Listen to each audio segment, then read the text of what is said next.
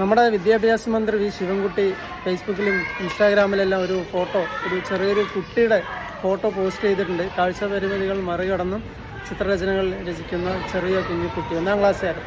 ആ കുട്ടി നമ്മുടെ പാലക്കാട് ടൗണിലെ ഗവൺമെൻറ് LP സ്കൂൾ സുൽത്താൻപേട്ട ആ സ്കൂളിലെ കുട്ടിയാണ്.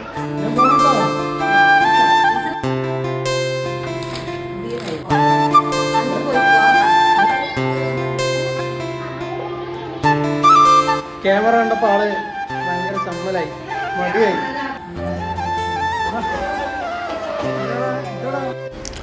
അതിലും ഏറ്റവും സന്തോഷമുള്ള കാര്യം എന്താണെന്ന് ചോദിച്ചു കഴിഞ്ഞാൽ, ഇന്ന് അമീൻ വരച്ച ആ ചിത്രങ്ങളും കഥകളൊക്കെയുള്ള എല്ലാം കൂടെ ഒന്ന് പുസ്തകങ്ങളാക്കിയിട്ട് ഇന്ന് ആ പുസ്തകം പ്രകാശനം ചെയ്യണം. ഇതാണ് നമ്മുടെ അമീൻ എഴുതിയ ബുക്ക്.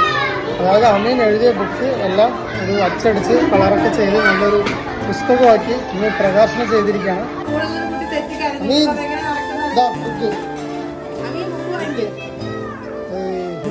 പക്ഷെ അമീന്റെ പുസ്തക പ്രകാശനത്തിന് ഒട്ടേറെ പ്രത്യേകതയുണ്ട്.